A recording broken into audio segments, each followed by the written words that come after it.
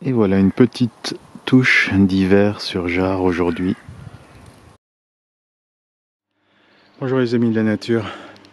Je reprends mon souffle parce que aujourd'hui c'est journée préparation à l'installation d'un rucher.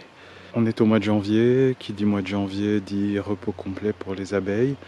Et donc je suis dans un nouvel endroit pour y installer un nouveau rucher au printemps.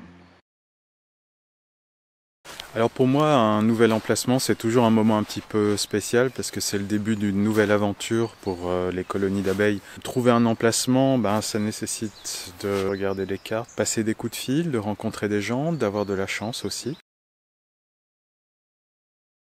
Alors les critères. Le premier critère, c'est l'accessibilité. Pour que je puisse y accéder avec la camionnette, sans m'embourber, et ça c'est pas évident. Je n'ai pas encore de véhicule 4x4, donc il faut que ce soit relativement accessible pour arriver à une distance assez raisonnable du rucher. Bien sûr, il est aussi important de bien s'entendre avec les propriétaires du terrain, de se mettre d'accord sur l'accessibilité au terrain en termes de journée, etc. Personnellement, j'essaye toujours qu'on puisse s'accorder sur le fait que j'accède au terrain 24/24, 7 jours sur 7, parce qu'il y a des interventions qui ne se planifient pas.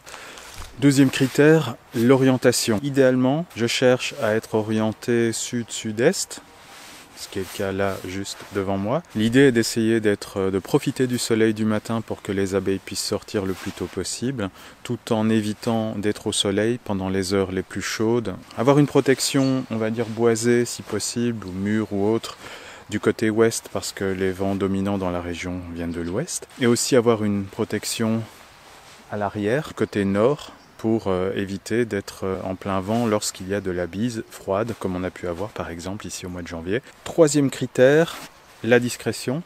Assez logiquement, on n'a pas envie que les ruches soient dans un endroit où il y a beaucoup de passages, visibles de la route, aussi pour éviter qu'on soit par exemple juste à côté d'un chemin de randonnée. C'est toujours un risque d'accident, on peut être curieux en voyant des ruches. Ça peut être une mauvaise journée, la météo peut être assez mauvaise, le temps peut être à l'orage, donc il y a des risques. Le quatrième critère, c'est la nature de l'environnement. Alors je cherche à avoir un environnement relativement équilibré, dans lequel on va trouver à la fois, si possible, un environnement boisé, des prairies naturelles, des haies, des buissons. On va aussi retrouver, pourquoi pas, un village pas trop loin, puisque qui dit village dit pas mal de fleurs, pas mal d'arbres fruitiers. Aussi des cultures, avoir les cultures et puis pouvoir échanger aussi avec les agriculteurs pour comprendre ce qu'ils font. Donc dans l'ensemble, essayer d'avoir une sorte d'équilibre tout au long de la saison. Critère numéro 5, c'est que je vais chercher un endroit où les abeilles ne sont pas les pieds dans l'eau. Donc il faut que le sol sur lequel on va installer les ruches soit un sol stable, pas humide. On peut avoir une rivière ou une mare, c'est le cas ici, j'ai une mare juste à proximité, ce qui est plutôt une très bonne chose, très pratique pour que les abeilles puissent aller boire quand il fait chaud, parce que c'est un facteur qu'on oublie parfois, mais les abeilles peuvent aussi mourir de soif. Le truc avec le mois de janvier, c'est que, le sol est un petit peu boueux. La bonne nouvelle, c'est que là où va se trouver le rucher, on est quand même dans un endroit un petit peu plus haut que la rivière, donc le sol est bien stable et le sol n'est pas humide. Pour les supports, c'est 2 poteaux qui sont posés sur 2 blocs de 2 parpaings. Sur chaque support, il y aura 2 ruches de posées pour pouvoir avoir un accès relativement aisé pendant les visites. 2 autres outils qui sont bien utiles, un niveau et une petite pelle. Le niveau pour faire en sorte que l'on soit le plus droit possible et que l'on ait une légère pente vers l'avant, donc que l'avant de la ruche soit légèrement plus bas que l'arrière, parce que lorsqu'il pleut, ça permet à l'eau de plutôt aller vers l'extérieur de la ruche. Si vous avez un petit peu de sable, c'est très bien aussi, pour que le sol soit le plus tassé et le plus plat possible pour poser les parpaings.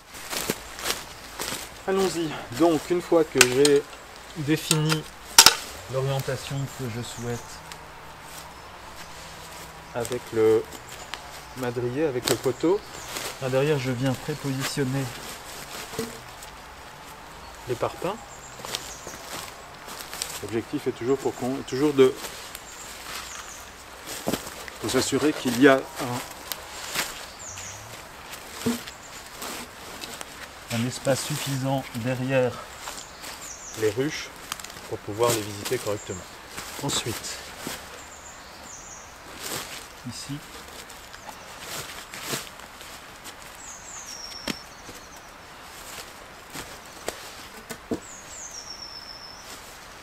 pose le madrier. Qu'est-ce que ça donne? Yes.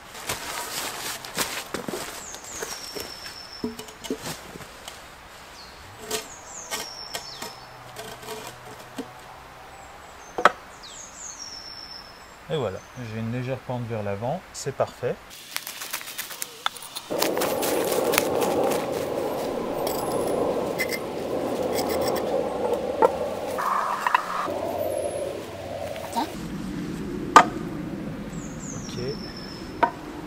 Ok, parfait pour le premier.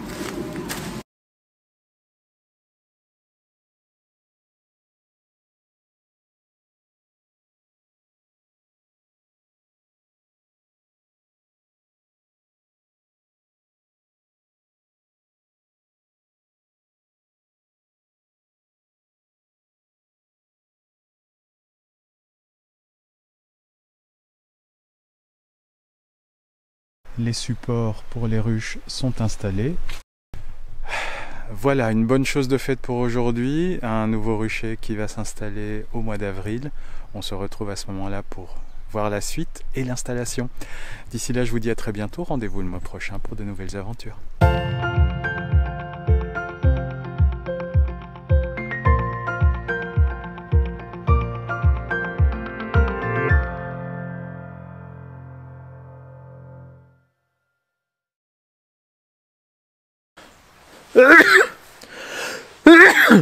Bon. Le quatrième critère, ça va être